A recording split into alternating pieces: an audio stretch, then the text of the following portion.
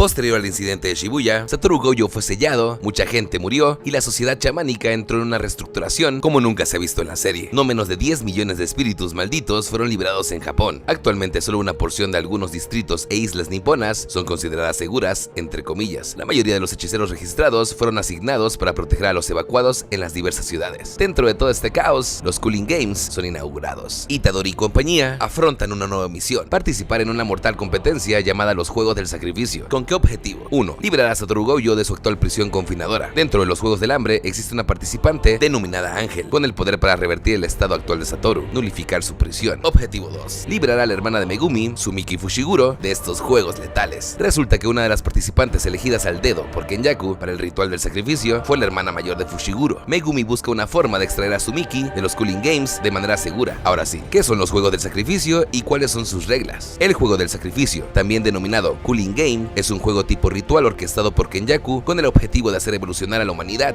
optimizando la energía maldita. El juego funciona como una batalla a muerte en donde los jugadores participantes se masacran entre ellos usando hechicería. La energía maldita recolectada en esta matanza se pretende servirá como combustible para la gran fusión nipona. Kenjaku no anhelaba un mundo sin espíritus malditos, quería provocar una evolución forzada. Actualmente los civiles, hechiceros y espíritus malditos eran las opciones disponibles cuando hablabas del cúmulo de energía que era la humanidad. Hasta el momento todo lo que el falso Geto había creado se encontraba sujeto a las barreras de su propio potencial. De lo que se daba cuenta ahora Kenjaku era que para crear al ser definitivo, este también debía crear un caos que fuera más allá de su control. La técnica maldita de Mahito resultó vital para los planes del usurpador. Retrocedamos momentáneamente a la época de Junpei. Junpei, previo a toparse con Mahito, era un güey bulleado constantemente. Mahito, con su transfiguración inactiva, cambió su cerebro mogul por el cerebro de un hechicero, reacomodó sus conexiones neuronales. Esto le permitió a Junpei desarrollar técnicas malditas e incluso pudo invocar exitosamente Shikigamis. Pues bueno, lo mismo que Mahito hizo con Junpei, Kenjaku en esta escena lo realizó a gran escala con algunos jugadores de los Juegos de la Extinción. Aunado a esto, cuando el falso Geto liberó el sello que vemos en pantalla, este despertó también remotamente a los participantes reencarnados. Para los Juegos del Sacrificio, Kenjaku creó dos tipos de participantes. El primer grupo son personas que han consumido objetos malditos y por ende son huéspedes de hechiceros centenarios, los reencarnados. Los objetos malditos que distribuyó Kenjaku por Japón fueron los restos físicos de hechiceros con los cuales este chamán hizo pactos durante sus más de 1000 años de existencia. Algunos son sus compas, a algunos no les cae tan chido. El segundo grupo de participantes son tipos como Junpei, personas sin poder mágico que posterior a una reestructuración cerebral lograron desarrollar técnicas malditas. Ahora, para entender los Juegos del Sacrificio, tenemos que profundizar un poco en Tengen. Kenjaku quería evolucionar forzosamente a los humanos de Japón, fusionándolos con Tengen. Actualmente el alma del maestro blanco estaba más allá de él mismo. Cuando Toei en el pasado en su desmadre asesinó a Riko, Tengen perdió su vasija estelar y por consecuencia perdió parte de su humanidad. De hecho, según Tengen, ahora su esencia se parecía más a la de un espíritu maldito que a la de un humano. Kenjaku, al poseer la técnica del difunto Geto, la manipulación de espíritus malditos, teóricamente podría controlar a Tengen. Si Kenjaku con los Juegos del Sacrificio obtenía la energía maldita requerida para fusionar a los ciudadanos nipones con Tengen, los humanos fusionados serían algo más que chamanes. Serían entidades que estarían y no estarían al mismo tiempo. No existirían barreras entre individuos. Por ratos los nipones serían personas individuales y por ratos serían parte de una conciencia colectiva más omnisciente. Este nuevo ser evolucionado era el objetivo de vida de Kenjaku. Ahora, ¿por qué esto es malo per se? Bueno, dejando a un lado el hecho de que fusionar a todos los habitantes de un país es algo completamente atroz e impensable, el ente fusionado podría no ser estable. Si el nuevo ser comparte una conciencia colectiva, bastarían con los malos pensamientos de un solo individuo para generar una reacción en cadena. Si una persona enloquecía o tenía un ataque de ira, esa ira podría compartirse con la mente de los demás organismos fusionados, convirtiéndose en una entidad maligna masiva más allá de nuestra comprensión. Esta nueva entidad no solo redefiniría las categorías chamánicas, sino que forzaría a los humanos corrientes, hechiceros y maldiciones a ponerse al tiro con la nueva evolución propuesta. El resto del mundo tendría que evolucionar a la par o morir. Kenjaku básicamente está creando en tiempo real frente a nuestros ojos la nueva era dorada de la hechicería. Para que este sangriento ritual ocurriera, Kenjaku realizó diversos votos vinculantes previos. Uno de estos votos fue que el Cicatrices no podía ser el gran maestro de los juegos. Esto quiere decir que la muerte del falso Geto no detendrán los Cooling Games. Estos técnicamente no acabarán hasta que todos los hechiceros involucrados en los mismos mueran. Los Juegos del Sacrificio se desarrollan básicamente en todo Japón, en 10 colonias principales. Cada colonia se encuentra rodeada por una barrera. De hecho, la fuerza de esta barrera aumenta con la premisa de que los jugadores que entran a las colonias lo hacen bajo su propia voluntad. Ahora sí, repasemos las 8 reglas originales que impuso Kenjaku para los Juegos del Hambre. Recordemos que conforme el juego avanzó, también otros participantes agregaron reglas extras al mismo. Regla número 1. Una vez que un jugador ha despertado su técnica maldita, deberá declarar su participación en los Juegos del Sacrificio en la colonia de su elección dentro de los 19 días subsiguientes. Regla 2. Cualquier jugador que incumpla la norma anterior será sujeto a la remoción de su técnica. La eliminación de la técnica maldita es un proceso misterioso. Shoko teorizó en su momento que probablemente afectaría el cerebro del jugador, matándolo en el acto. De lo contrario, todos los jugadores que obtuvieran poderes podrían simplemente negarse a participar. Los jugadores sin técnicas malditas, es decir, los civiles, no corren el riesgo de morir por esta regla. Regla número 3. Las personas comunes y corrientes que ingresen a una de las colonias de los juegos se convierten en jugadores al momento de su entrada. Los civiles que ya estén dentro de una barrera tendrán al menos una oportunidad para salir de forma segura. Kenjaku mismo se encargó de guiar a estos güeyes fuera del peligro. Regla 4. Los jugadores pueden ganar puntos acabando con la vida de otros jugadores. 5. El valor de la vida de un jugador lo decide el gran maestro del juego, aunque como regla general, los hechiceros y espíritus malditos valen 5 puntos al ser eliminados. Los muggles, 1 punto. Regla número 6. Excluyendo el valor de la propia vida del jugador, un participante puede gastar 100 puntos para negociar con el gran maestro la adición de una nueva regla. Mandato séptimo. De acuerdo a la regla previa, el gran maestro debe aceptar cualquier nueva regla propuesta siempre y cuando no tenga un efecto duradero en el juego. Última regla madre. Si la puntuación de un jugador permanece sin cambios durante 19 días, este será sujeto a la eliminación de su técnica maldita, es decir, será ejecutado básicamente. Ahora sí, una vez explicados los conceptos básicos de los juegos del sacrificio, veamos cómo les fue a nuestros gallos dentro de los mismos. Vamos a debrayar.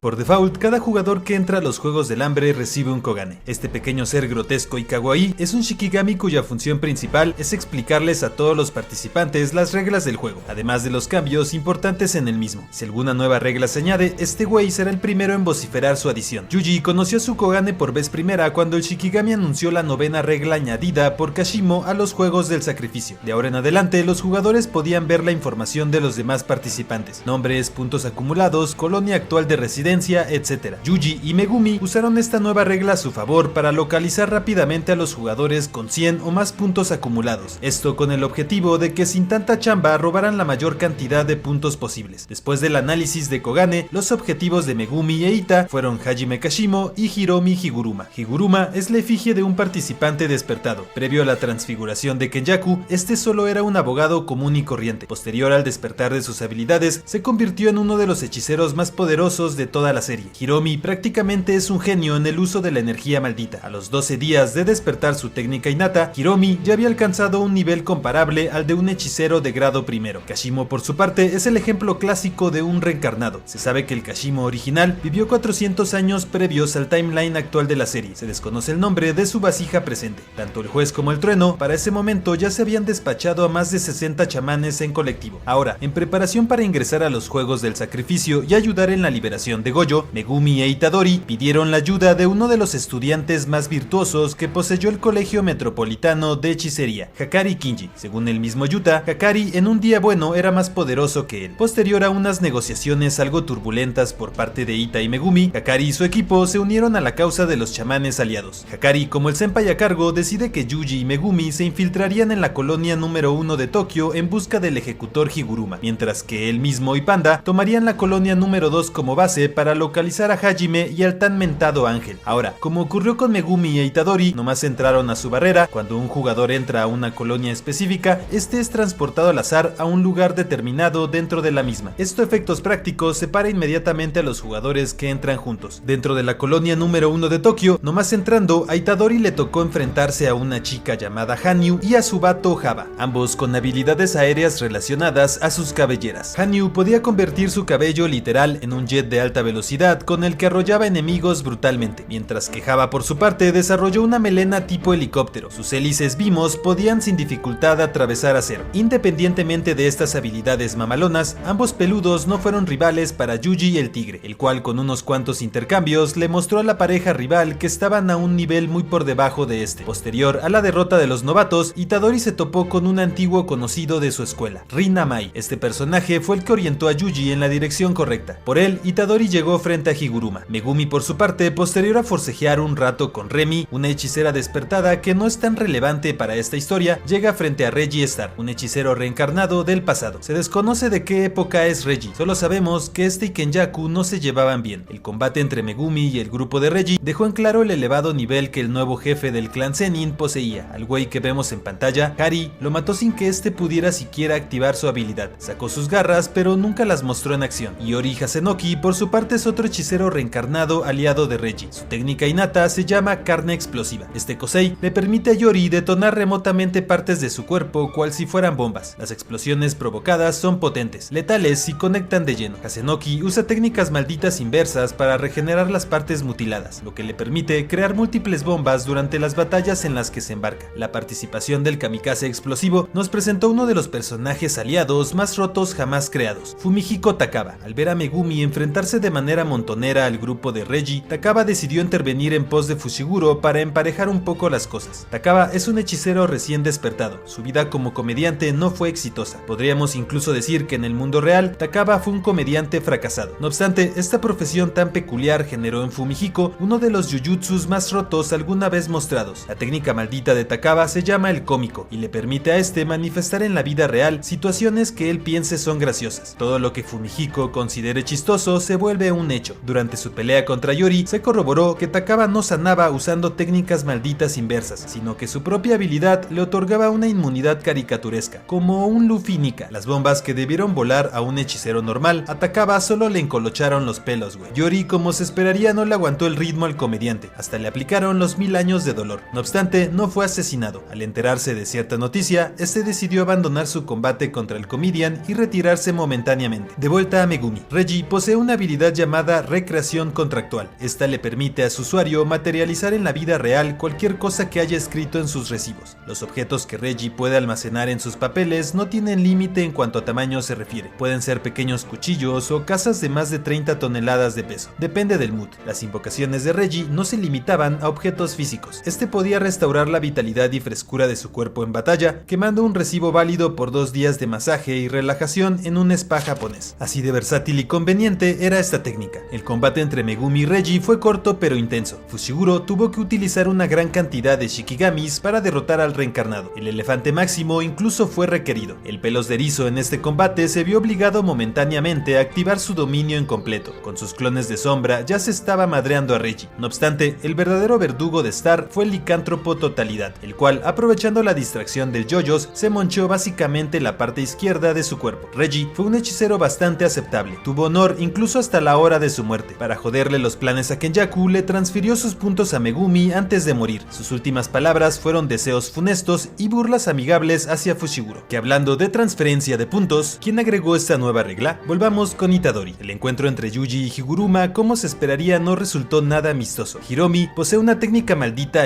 / dominio que le permite a este conjurar un shikigami que representa la justicia ciega. Esta invocación aparece en conjunción con una sala de audiencias personalizada, en donde Higuruma y su oponente se colocan en podios opuestos. Dentro de esta sala de tribunal, el shikigami conjurado actúa como juez. Hiromi, por su parte, representa la fiscalía. Mientras dure el juicio, toda acción de violencia dentro de la sala es neutralizada en su totalidad. Como norma general, el juez juzgará al acusado basándose únicamente en los argumentos que Hiromi le presente como fiscal. En caso de que el veredicto del magistrado sea culpable, el efecto sobre el acusado puede variar enormemente. Pueden confiscarle temporalmente sus habilidades o sentenciarlo de plano a muerte. Cuando la sentencia es letal, la espada ejecutora es invocada. La espada que vemos en pantalla literal puede matar a quien sea con solo tocarlo, sin importar su fuerza. Sukuna mismo comentó que la profundidad de la comprensión de la habilidad de Higuruma estaba a la par de la suya. Pese a su inexperiencia chamánica, Hiromi, a tan solo 2 meses de adquirir sus habilidades, ya podía usar técnicas malditas inversas y la amplificación de dominio. A Itadori, convencer a Hiromi y a su juez casi le costó la vida. La confiscación de su energía maldita y la espada ejecutora fueron empuñadas sobre él. Afortunadamente para la trama, Itadori posee una genética a lo que le sigue especial. Su fuerza física bruta sola bastó para evitar la ejecución del juez. Itadori incluso logró convencer a Higuruma de que los ayudara en su misión. Posterior a que Hiromi se diera cuenta de que el asesino en masa de Shibuya realmente era Sukuna y no Yuji, este último gastó 100 de sus puntos recolectados para agregar la regla número 10 de los Juegos del Hambre. Ahora era posible rolar puntos entre jugadores. Esto habilitaba la única manera de generar una variación en tus puntos sin tener que matar a personas personas todo el tiempo, a la par que te salvaba de la remoción de tu técnica innata, es decir, de la muerte. Una vez habilitada esta regla, Hiromi le transfirió un punto a Itadori para cumplir justamente con este propósito. Ahora, simultáneamente a los combates que acabamos de presenciar en el primer distrito, en la prefectura de Miyagi, en la colonia Sendai, se empezaba a armar un desmadre más cabrón que el ya narrado. En esta colonia, 4 monstruos coexistían simultáneamente, jugadores con una cantidad de puntos cercana a la centena. Estos participantes eran Drup Lakdawala, Ishigori Ryu, Takako Uro y la cucaracha Uro Uruchi. El viejales de Drup era la segunda reencarnación de su chamán, un hechicero veterano que durante la guerra civil de Wa, la guerra japonesa más vieja documentada por escrito, logró conquistar él solo el archipiélago nipón. La especialidad de Drup era invocar 2 tipos de shikigamis independientes y autosuficientes. Ryu, por su parte, era un reencarnado de la época del viejo Kashima, de hace 400 años. Dispara potentes rayos de energía concentrada y es considerado el jugador con el mayor output de energía maldita de entre todos los participantes de los Cooling Game. Takako Uro es una reencarnada proveniente de la era dorada de la hechicería, la era Heian. Hace más de 1000 años era la líder de un afamado escuadrón de hechiceros elite conocidos como el Escuadrón del Sol, la Luna y las Estrellas. Se sabe fue traicionada por un miembro del clan Fujiwara y ejecutada en el proceso. Uro Urushi, por su parte, era un espíritu maldito de categoría especial liberado por Kenjaku en los Juegos del Hambre solo para causar más desmadre. Ahora, la hegemonía de estos yonkos duró poco, ya que una vez entró Yuta a la colonia Sendai, este se chutó casi de manera inmediata al chamán doblemente reencarnado. El espíritu cucarachón, pese a que resultó ser un oponente formidable, causó heridas considerables a Okotsu, fue el segundo en caer. Su marea de cucarachas devora hombres estuvo cabrona, no obstante, no pudo mantenerle el ritmo a Yuta, el cual literalmente fungió como carnada y predador a la vez. Una vez la cucaracha fue mordida hasta la muerte, la tercera reina de la colonia entró en acción. La técnica maldita de Uro le permite a esta manipular el cielo. Uro puede convertir el aire en un objeto tangible, lo transforma en una superficie. Esto en combate se la complicó bastante a Yuta. El discípulo de Satoru recibió varios putazos bien acomodados antes de neutralizar a la reencarnada. Una aclaración importante a señalar en este punto es que pese a las apariencias, ningún hechicero presente en esa colonia era aliado de ninguno. Peleaban cada quien por su lado. Esto fue lo que nos regaló una batalla campal bastante peculiar. Cuando Rika se unió a los madrazos, la balanza se inclinó notablemente hacia el lado de Yuta. La técnica innata de Yuta se llama copiar. Esta le permite a su usuario, en conjunción con Rika, imitar técnicas innatas. Yuta puede usar por 5 minutos completos múltiples técnicas robadas en sucesión consecutiva. Uno de los momentos más locos de esta pelea fue cuando los 3 hechiceros activaron su expansión territorial a la par. El choque de las expansiones, aunado a que los hijos de la cucaracha caída tomaron un nuevo cuerpo masivo en el exterior, generaron que las barreras colapsaran simultáneamente. Ya saben, este fue uno de esos momentos que prometieron algo mamador, pero no cumplieron con la epicidad. Posterior a las expansiones fallidas, Uro fue noqueada por Ryu y Yuta se chutó al nuevo cucarachón. Esto dejó solo a 2 combatientes en la arena. El combate entre Yuta y Ryu fue intenso y de alto level. Contra el copetón, Okotsu mostró la maestría en el uso de sus técnicas robadas. De hecho, las técnicas de Uro, aunado a sus propios ataques, fueron los verdugos definitivos de Ryu. Uro y Ryu no fueron asesinados. Okotsu les perdonó la vida posterior a recibir sus puntos. Cambiando de colonia, entrando al segundo distrito de Tokio, nos topamos con 2 personajes compartiendo un vagón en una rueda de la fortuna. Uno de estos personajes será relevante para la trama, el otro solo será carne de cañón. Charles Bernard era un aspirante a mangaka, cuya habilidad llamada Bastón de Guerra G le permitía, robando un poco de sangre de su oponente, ver en el futuro inmediato de este. Mientras más sangre su pluma absorbiera como tinta, más en el futuro podía visualizar. Carlitos no era un mal tipo, solo un otaku deprimido por el nuevo mundo que le tocó vivir. ¿Cómo te sentirías tú si te vieras arrastrado a un juego de sacrificio sin tener vela en el entierro? Kinji Hakari, por su parte, como ya saben, es una de las jóvenes promesas a las que se refería Goyo cuando hablaba de la nueva generación. La pelea entre estos jugadores, pese a que fue intensa, no tuvo ninguna intención asesina. Bueno, algunos ataques estuvieron pasados de lanza, pero no trascendieron. Hakari activó su dominio y el combate terminó, nomás le pegó al gordo. Para entender mejor las habilidades de Hakari, tenemos que analizar su batalla contra Kashimo. Mientras Kinji aleccionaba al aspirante a mangaka, Panda se topaba con la mala suerte encarnada. El peluche, pese a que actuó lo más convincentemente que pudo como panda de zoológico, no engañó a nadie con su acto, y fue acribillado como pocos participantes en los Juegos del Hambre. No solo le sacaron el relleno, sino que lo redujeron literalmente a una cabeza parlante. Pese a todo este daño, Panda sobrevivió gracias a la oportuna aparición de Hakari. La batalla entre el dios del trueno y el dios de la suerte fue bastante locochona. Decir que los madrazos volaron y sobraron sería quedarse corto. La técnica innata de Hakari se llama Tren Privado de Amor Puro. Esta es una técnica con temática pachinko inspirada basada en una serie de manga romántica que lleva el mismo nombre. Los pachinkos en Japón son máquinas en donde el usuario lanza bolitas tratando de meterlas en los lugares jackpot. El tren privado del amor, Hakari, lo utiliza principalmente junto con su dominio. Sin embargo, también puede usarlo sin activar su expansión territorial. El dominio de Hakari se llama Apuesta de Muerte Inactiva y tarda menos de 0.2 segundos en activarse. Es una de las expansiones más rápidas mostradas en la serie. Una vez dentro del dominio, el objetivo del usuario es ganar el premio mayor alineando 3 símbolos iguales decorados con los personajes del tren privado del amor. Las probabilidades de pegarle al gordo, según el mismo Hakari, eran de 1 en 239. Pese a lo complicado que suena esta meta, para Hakari no representaba tanto problema. De hecho, Kinji afirmaba que nunca había necesitado más de 30 intentos para conseguir el premio mayor. Se consideraba sumamente afortunado. ¿Qué gana Hakari al pegarle al gordo? Durante los 4 minutos 11 segundos subsiguientes, este obtiene un flujo de energía maldita ilimitada. Esta energía básicamente activa técnicas malditas inversas de manera automática, instintivamente podríamos decir. Hakari, durante el tiempo que dure su periodo Super Saiyan, es prácticamente invencible. Cualquier herida recibida es sanada al instante. Su velocidad de regeneración, se sabe, es superior incluso a la de Gojo y a la del mismísimo Sukuna. Lo más loco del jackpot de Hakari es que este puede atinarle al gordo más de una vez de manera consecutiva, múltiples veces durante una misma batalla. Si recordamos, hasta Gojo y Sukuna mostraron problemas para expandir infinitamente sus dominios. Hakari no tenía este inconveniente. En su pelea contra Kashimo, Kinji, incluso a las puertas de la muerte, logró mostrar su ridícula suerte para salvarse. Hajime no es un hechicero malvado, simplemente buscaba enfrentar rivales dignos. De hecho, el motivo por el cual aceptó reencarnar en los Juegos del Sacrificio fue porque quería enfrentarse al Sukuna. Un suicidio, lo sé, pero así pensaba Kashimo. Posterior a unos intercambios bastante impresionantes y a que casi le ganara a Hakari, Kashimo pierde indiscutiblemente la batalla. Se le acabó la energía maldita. Sin embargo, no es asesinado. Kinji lo hace su compa. Lo loco de Kashimo es que este ni siquiera usó su técnica maldita contra Hakari. Según el mismo Trueno, solo la podía usar una vez y la estaba reservando para su combate contra el monarca deshonrado. Los que están al día con el manga ya saben a lo que se refería Hajime. Una vez terminado el duelo a muerte, Kashimo, siguiendo lo acordado, le transfirió a Kinji 100 puntos y se convirtió en un aliado más del grupo de liberación de Satoru Gojo. Con la llegada de Momo nos dirigimos a la colonia Sakurajima a otro desmadre igual de brutal y caótico. El combate entre Maki Zenin, que ahora se parece más que nunca a Toji, Noritoshi Kamo, versus la maldición en la que se transformó Naoya. Un suceso importantísimo ocurrido previo a los Cooling Games fue la masacre del clan Zenin. Ya tenemos un video de Brayando Tupido sobre este acontecimiento. En resumen, los Zenin confabularon para asesinar al nuevo líder elegido, Megumi, y a sus aliados dentro del clan, Maki y Mai Zenin. El padre de las gemelas fue el verdugo elegido para ejecutar a los traidores. Ogi, después de derrotar fácilmente a sus hijas, las abandonó a su muerte en una habitación llena de maldiciones. Antes de morir, Mai se llevó consigo la poca energía maldita que tenía su gemela dentro de ella. Esto convirtió a Maki en un usuario restringido completo, un organismo idéntico a Toji Zenin. Posterior a obtener este enfermísimo power-up, Maki sola se chutó a todos los miembros de su clan, padre incluido. El clan Zenin, al día siguiente de la masacre Uchiha, fue disuelto oficialmente por las altas esferas gobernantes. Pues bueno, en la masacre Zenin, Naoya, posterior a perder contra Maki, fue asesinado a mano pelada por la mamá de esta última. Esto ocasionó que Naoya se transformara en una maldición vengativa y entrara a los Juegos del Hambre en busca de revancha. Ahora, Naoya modo maldición está mucho más roto que Naoya modo humano. Poseía una rapidez supersónica. Llegaba a alcanzar el match 3 si se lo proponía. En un inicio, ni Maki pudo seguirle el paso a su ex primo. Lo que me gusta de este combate es que la Scar tuvo que evolucionar en tiempo real durante su pelea para finalmente vencer al caído heredero Zenin. En esta batalla, Maki accedió a una habilidad que solo había mostrado Toji Fushiguro previamente, la habilidad de poder percibir la materia inorgánica. Esta percepción sensorial avanzada le permite a Maki predecir cómo se moverá su oponente, tomando en cuenta los cambios sutiles en la temperatura y la densidad del aire. Maki incluso puede agarrarse a las brisas para moverse a velocidades aún más extremas. Posterior a acceder a este modo omnisciente, Naoya fue derrotado sin siquiera darse cuenta. Una de las cualidades más peligrosas de Maki es su falta de energía maldita. Su presencia en una expansión de dominio es tomada en cuenta como una estructura, como un mero edificio. Cuando el Naoya expandió su dominio contra sus adversarios, este cavó su tumba. Maki se volvió para él invisible. Maki modo Toji por default no puede ser encerrada en ninguna barrera. Este error, por supuesto, le acarreó a Naoya la muerte definitiva. Noritoshi Kamo en este combate, pese a que no fue tan protagonista, también hizo su chamba. Le aguantó 5 minutos completos el ritmo a Naoya, mientras Maki se recuperaba de sus heridas. Mención honorífica a Hagane y a Miyo, reencarnados aliados que también ayudaron en la derrota de Naoya. Daido es la reencarnación de un antiguo y brutal espadachín. Pese a que no posee energía maldita, su habilidad con la katana lo pone ponen a la par de auténticos chamanes. Rokuhushi, por su parte, es la reencarnación de un fanático del sumo, cuya influencia ayudó de hecho a Maki a finalmente terminar de entender sus nuevos poderes. Posterior a sus duelos de sumo contra Miyo, Maki despertó completamente sus nuevas habilidades. Se transformó en la efigie de la libertad y la muerte. Volviendo a la colonia 1 de Tokio, después de desmayarse posterior a su encuentro contra Reggie, Megumi fue salvado literal por un ángel. Esta parte de los Cooling Game, podemos decir, son los únicos capítulos de los juegos en los que los participantes descansaron propiamente. Como espectador, te sientes finalmente en un lugar tranqui. En la habitación de hotel que vemos en pantalla, se refugiaban Itadori, Ángel y Takaba. Ángel es un personaje en el que tenemos que profundizar sí o sí. Hanakurusu es el contenedor actual de un chamán reencarnado de la era Heian llamado Ángel. La coexistencia de Hana y Ángel es bastante amena y amigable. El reencarnado no sobreescribió su personalidad en la hechicera contemporánea como la mayoría de los demás renacidos. Compartió su cuerpo simbióticamente sin aplicar la exorcista a Hana. Ángel tiene el objetivo de rastrear y asesinar a todos los jugadores reencarnados de los Cooling Games. Según este, el suprimir a su contenedor completamente, como hacían la mayoría de los hechiceros centenarios, era un acto aberrante y antinatural que debía ser castigado. La habilidad de Ángel resultó vital para la liberación de Satoru Gojo. Puede neutralizar o negar cualquier técnica. Barreras, sellos y objetos malditos se la pelaban. Para este momento, el equipo de liberación de Gojo ya tenía los puntos necesarios para salvar a la hermana de Megumi de los Juegos del Hambre. Ningún otro participante pensaba usar sus puntos. Ahora, mientras las alianzas y los acuerdos se barajeaban en el hotel, un suceso trascendente para los Juegos del Sacrificio ocurrió. Una cantidad elevada de nuevos jugadores, cientos de güeyes, entraron a cada una de las colonias establecidas en Japón. Los intrusos resultaron ser las fuerzas militares de los Estados Unidos de América. Como latino me lo imaginaba. Previo a la inauguración de los Cooling Game, Kenjaku organizó una reunión con algunos altos mandos internacionales para tentarlos con la hechicería. El usurpador les vendió la idea a las naciones foráneas de que podrían utilizar la energía maldita como otra fuente más de energía autosuficiente. Los países que aprendieran a controlar dicha energía tendrían un tramo avanzado en la hegemonía mundial tecnológica. Como se esperaría, la ambición de las naciones extranjeras después de conocer esta información fue desmedida y desproporcionada. Un punto importante a aclarar es que debido a una razón aún no desglosada y develada en el mundo jujutziano, la mayoría de los chamanes y maldiciones se encuentran concentrados en Japón. En los demás países, estos fenómenos no ocurrían tan a menudo. Debido a este hecho, si los países extranjeros deseaban la nueva fuente energética propuesta por Kenjaku, estos literal tendrían que invadir territorio nipón para lograr su cometido, para demostrarles a los mandatarios que necesitarían números elevados de soldados para cumplir con dicha misión. El falso gueto se deshizo en un parpadeo de los militares gringos presentes esa tarde. Posterior a esta demostración de fuerza, un batallón completo de soldados, más de 800 cabrones, ingresaron a las diversas colonias niponas en busca de chamanes para llevar. Ahora, como todos sabemos, Kenjaku no es un tipo que tenga una forma lineal de pensamiento. El güey es un maestro del engaño. El verdadero motivo por el cual el usurpador invitó a las fuerzas militares extranjeras a Japón fue para que éstas fungieran como carne de cañón, carnada y ofrendas. Si recordamos, el objetivo de los Juegos del Sacrificio era recolectar energía maldita para activar la gran fusión del país con Tengen. Kenjaku, como plan contingente, utilizó a los soldados extranjeros como una garantía energética adicional. Incluso las muertes de personas no hechiceras liberaban una increíble cantidad de energía maldita al momento de su muerte. Por si la energía maldita de los jugadores no bastaba para llenar las colonias, las muertes militares servirían para cumplir con esta finalidad. Los soldados gringos, pese a que en un inicio tuvieron cierto éxito en su misión, no tardaron en ser usados literalmente como carnadas vivientes. Fueron obliterados por centenas. Llegado a este punto, se acerca un suceso que inclinó la balanza de estos juegos a favor de Kenjaku y su plan definitivo. Mientras los Cooling Games se desarrollaban en todo Japón, Tsukumo y Choso fueron designados como los guardaespaldas de Tengen-sama. Tengen sospechaba que si algún enemigo vendría por él, ese sería Kenjaku en persona. Me recordó a cierta peli. En eso el alien no se equivocó. El combate entre Tsukumo y Kenjaku fue uno de mis favoritos en todos los Juegos del Hambre. Yuki, como se esperaría, le entraba macizo a los putazos. La técnica maldita de la maestra de todo se llama Furia Estelar y le permite a Tsukumo aumentar su propia masa virtual y la de su Shikigami Garuda. Garuda es el esqueleto volador que siempre vemos rodeando a la chamana. Es uno de los Shikigamis aliados más chidos y versátiles mostrados jamás. No solo te protegía las espaldas y atrapaba a tus enemigos por ti, sino que si lo usabas como balón de fútbol, este literal podía exorcizar maldiciones grado especial de un solo golpe. Ahora, Yuki no peleó sola contra Kenjaku, contó con el apoyo incondicional del hermano mayor de Itadori. De hecho, fue Choso el primer chamán que entabló madrazos con el Hannibal, que ya que estamos en este panel, según el mismo Kenjaku, para este punto de la historia, los Juegos del Sacrificio ya habían cumplido su objetivo. Los preparativos para la gran fusión de los civiles japoneses con Tengen ya estaban completados. Esto hace el combate que vamos a narrar a continuación más dramático de lo que ya de por sí era, güey. Pese a que Choso al inicio se vio bastante competente en la batalla, las técnicas que mostró estuvieron a otro level, la experiencia superior de su rival, aunado a sus muy diversas técnicas robadas, resultaron ser demasiado para el medio hermano de Yuji. El falso Geto le mostró a Choso qué significaba ser un hechicero grado especial. Recordemos que el gobierno yuyutziano consideraba a un chamán grado especial como alguien que podía sin ayuda derrocar un país completo. A Choso esto le quedó clarísimo, viejo. Sin embargo, el falso Geto no era el único chamán grado especial presente en el campo de batalla. Yuki tenía su mismo level. Con la llegada de Tsukumo, la batalla se inclinó momentáneamente del lado de los aliados. Los madrazos potenciados de Yuki resultaron brutales incluso para Kenjaku. Lo chido de los golpes con masa reforzada de Yuki es que estos no alentaban el cuerpo de la chamana, solo lo sentían sus enemigos. Ahora, el nivel del Kenjaku Geto quedó de sobra demostrado en este combate. Su expansión de territorio, llamada profusión de útero, cuyo efecto aún no se ha explicado ni se ha visto del todo, creó un ataque ineludible similar al Uzumaki máximo del verdadero Suguru, que provocó en Yuki un daño asolador. No obstante, pese a sus brutales heridas, Yuki no paró de pelear hasta el final. El espíritu monstruoso de Tsukumo no decayó incluso cuando fue conectada por un letal ataque directo al estómago. Cuando fue partida a la mitad, decidió aplicar la kamikaze. Si se iba a morir, se llevaría al usurpador con ella. La técnica innata de Yuki no tenía límite en cuanto a la adición de la masa virtual. Tomando en cuenta esta cualidad, Tsukumo cargó en su cuerpo una masa de atracción similar a la de un agujero negro. Este ataque mostró ser lo que le sigue a destructivo. Si Kenjaku se salvó de esta última cometida, solo fue por la técnica innata robada de Kaori, la madre de Itadori, el sistema antigravedad. Se sabe que la madre de Ita poseía un jujutsu que le permitía a su usuario negar la gravedad usada en él, agujeros negros incluidos. Esto, si me preguntan, fue un poco guionazo. Posterior a la muerte de Yuki, el cuerpo verdadero de Tengen quedó a merced de Kenjaku y de las fuerzas enemigas. Si se preguntan qué pasó con Choso, este fue transportado fuera de la zona de combate por Tengen previo al sacrificio de Tsukumo. Llegados a este punto, entramos en la curva final de los juegos del sacrificio. Posterior a la caída de Tsukumo y al secuestro de Tengen, el grupo de rescate de Satoru Gojo completó sus preparativos para la liberación de Sumiki. Fushiguro utilizó 100 de sus puntos para añadir la 11ª regla de los Cooling Games. A partir de ese momento, cualquier jugador podría salir de los juegos y este proponía un sustituto del exterior y pagaba 100 puntos adicionales. Para la liberación de Sumiki, su sustituto planeado hubiera sido Ihichi, el cuatro ojos amigo de Gojo. Sin embargo, las cosas no salieron de acuerdo a lo planeado. Al momento en el que Megumi le transfirió los 100 puntos a su hermana, esta, en vez de pirarse de los juegos, agregó una nueva regla. A partir de ahora, todos los participantes activos podrían moverse entre colonias. En otras palabras, entrar y salir de las barreras restrictivas a placer. Esto Sumiki lo propuso con el fin de poder pelear a gusto en una colonia de su elección. Ahora, ¿quién es esta Sumiki? ¿Y por qué no huyó de los Juegos del Hambre? Pues bueno, resulta que la Sumiki que vemos en pantalla ya no es la hermana mayor de Megumi. La verdadera Sumiki murió, por así decirlo, cuando la hechicera milenaria Yorozu reencarnó en su cuerpo y reescribió su alma. Desde el momento en que vimos a Sumiki despertar en esta escena, Yorozu ya estaba en posesión de su cuerpo. Las interacciones entre esta y su nuevo hermano menor fueron actuadas aprovechando las memorias heredadas. Cuando un hechicero milenario reencarnaba en un nuevo cuerpo, este excedía las memorias de su nuevo recipiente. Por esta razón, todos los reencarnados mostrados en los Cooling Games se las apañaron bastante chido en la época moderna. Yorozu, desde su reencarnación, con ayuda de las memorias de Sumiki, pudo actuar convincentemente como la hermana mayor de Megumi. Yorozu es una de las hechiceras más poderosas de la época dorada de la hechicería, de la era Heian. Esta chamana lleva más de 1000 años obsesionada con el Sukuna. Ahora, una vez Yorozu implementó la nueva regla de los Juegos del Hambre, esta expandió sus alas y voló al lugar donde esperaría y retaría al monarca deshonrado. Al ver a Yorozu volar, Sukuna finalmente hizo acto de presencia, activando verbalmente un contrato vinculante previamente acordado con Yuji. El contrato pactado entre Itadori y su tío era que cuando Sukuna pronunciara la palabra Enchain, este obtendría por un minuto completo control absoluto sobre el cuerpo de Yuji. La única condición era que Ryomen durante ese lapso no podría dañar ni matar a ninguna persona. Cuando Sukuna tomó el control del cuerpo de Ita, más que alcanzar a Yorozu, este desmayó a Ángel de forma inmediata. Seguidamente, arrancándose un dedo, corroboró una teoría que lucubró desde el momento en el que aceptó el contrato con Yuji. La condición impuesta por Itadori de no dañar ni matar a nadie no lo incluía a él mismo. Aprovechando esta laguna contractual, Sukuna en un parpadeo alimentó a Megumi con el dedo recién arrancado de Yuji. La moncheada de ese dedo nos regaló el nacimiento del Megumi Sukuna, el Meguma. Si en algún punto de la historia la nueva vasija del Sukuna peligró realmente, fue en su choque contra Hana. Sukuna casi fue masacrado. No obstante, una buena actuación de parte del monarca y una Hana confiada y enamorada causaron la caída del ángel. Posterior a dañar gravemente a Hana, el Sukuna Megumi se enfrentó simultáneamente a Yuji Itadori y a Maki Zenin. Este combate, pese a que fue breve, nos regaló una probadita de lo que se vendría en el siguiente arco, el arco del enfrentamiento de Shinjuku. Debido a que el control del Sukuna sobre su nuevo contenedor para este momento aún no era absoluto, aunado a que Fushiguro peleaba desde el interior de su cuerpo contra la posesión, en esta pelea el poder de Ryomen no estuvo ni de cerca en su máximo output. No obstante, no hay que quitarle mérito a los retadores. Maki y Yuji contra el Meguma sacaron la casta. Maki Uchiha nos volvió a mostrar por qué es el personaje femenino más roto jamás creado en Jujutsu Kaisen. Su poder a Gandayoi sorprendió gratamente incluso al Sukuna. Yuji por su parte, con unos buenos madrazos dejó algunas pistas sobre su rara genética. Pese a lo bien que iban los guamazos, esta batalla fue frenada en seco por la calma congelada de Uraume, la cual generó una inmensa barrera que separó de inmediato al rey caído de sus atacantes. La primera batalla de Sukuna con su nuevo y más apuesto cuerpo terminó con este último burlándose de Itadori junto a su chalana. Ahora, antes que narremos el último combate que ocurrió en los Juegos del Sacrificio, tenemos que explicar brevemente un concepto particular, el baño del Sukuna. Para que el rey caído tomara control íntegro del cuerpo de Fushiguro, este se zambulló en una solución de energía maldita concentrada. Con este baño, Sukuna sumergió en la oscuridad y en las tinieblas de la inconsciencia el alma de Megumi. Posterior a este ritual milenario, el rey deshonrado emergió de las aguas con un control más concienzudo de su nuevo contenedor. No obstante, para lograr el completo control de Megumi, a Sukuna aún le quedaba un objetivo adicional: asesinar a la hermana de Megumi, ahora Yorozu, con el cuerpo de su hermano menor. Si esto ocurría, la mente de Fushiguro se rompería definitivamente y le entregaría de manera voluntaria el timón al rey. La batalla entre Yorozu y Sukuna ocurrió en la colonia Sendai. Para su mala fortuna, el primer jugador que se topó con el deshonrado recién entró fue Ryu. El Rayitos ni siquiera pudo cargar una sola vez su copete contra Ryomen. Fue fileteado instantáneamente de manera violentísima. Ahora, la fijación de Yorozu por Sukuna no era meramente combativa como Kashimo. Esta genuinamente estaba enamorada del monarca inclemente. Desde hacía 1000 años tenía la misma obsesión: enseñarle qué era el amor a Sukuna. Con la promesa de que se casaría con ella si le ganaba, el combate entre hechiceros milenarios dio inicio. Desde el comienzo de esta pelea, Sukuna nos mostró la maestría en el uso de las 10 sombras.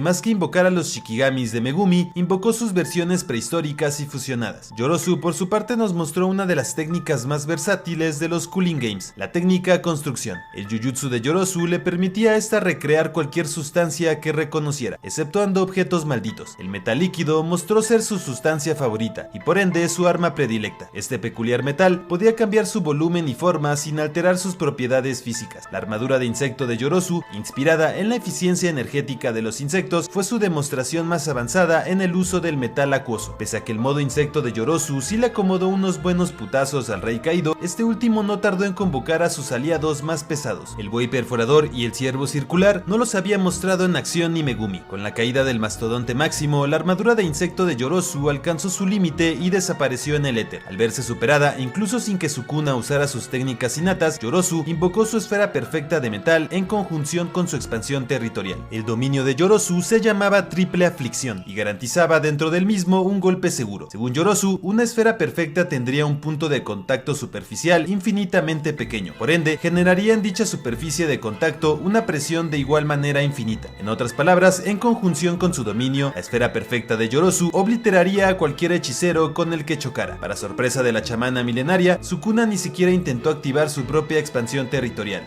Mejor invocó a su as bajo la manga, al general divergente Majoraga. Majo, pese a que no se mostró físicamente en batalla, estuvo presente durante la misma, adaptándose como la rueda que Sukuna portaba sobre él. Al sentir en carne propia tantas veces el metal líquido de Yorozu, el general se adaptó fácilmente al mismo, destruyendo de un tajo la esfera perfecta de la hechicera ligadora. Yorozu fue la siguiente en ser cortada. Antes de morir, como muestra de buena fe, Yorozu le entregó a Sukuna una réplica de su arma Kamutoke. Cuando esta murió, Sumiki falleció de igual manera. Cuando su hermana se adentró al claro, Megumi desde el fondo de su inconsciencia lo sintió. Posterior a la muerte de Yorozu, Kenjaku, para acelerar la conclusión de los Juegos del Hambre, agregó dos nuevas reglas al mismo. Regla número 13. A partir de ahora se prohibía la entrada de nuevos jugadores a los Cooling Games. De esta manera, los juegos no seguirían infinitamente. Y regla 14. Los Juegos del Sacrificio terminarían cuando todos los jugadores participantes, a excepción del falso Geto y Megumi, fallecieran. Esto garantizaba posterior a los juegos la supervivencia de Kenjaku y Sukuna. Mientras estas reglas finales eran añadidas, la facción aliada de liberación de Satoru Gojo se encontraba en un páramo desierto. Posterior a que curaran a Hana y a que Choso entregara la puerta trasera de la prisión confinadora, Ángel proyectó su técnica escalera de Jacobo sobre el cubo contenedor. De esa manera, posterior a un temblor prominente, como si nunca se hubiera ido, Satoru, el hermoso Gojo, fue liberado nuevamente al al mundo exterior. El regreso de Satoru al mundo chamánico propuso el duelo definitivo de Jujutsu Kaisen, Gojo vs Sukuna. Por recomendación del mismo Satoru, su combate a muerte contra el rey se pospuso para el 24 de diciembre. El día en el que Satoru fue liberado fue el 19 de noviembre. Esto les dio a ambos guerreros más de un mes de tiempo para prepararse propiamente para el duelo, con la promesa de un combate a muerte entre los chamanes más fuertes jamás paridos en el mundo jujutziano. El arco de los Juegos del Sacrificio llega a su fin. Si quieren el resumen del arco final de la serie, el arco del enfrentamiento de Shinjuku, dona tu like como indicador y suscríbete al diario del gato idiota para no perderte el debraye cuando salga. Si no te quieres aguantar, puedes guacharte ahora mismo el resumen de la pelea completa entre Gojo y Sukuna en la parte superior derecha. Sin más, contento de cómo nos quedó este debraye, el video más largo en la historia del canal, y agradecido de que ya terminó, me despido. Tactulakin, mangakas.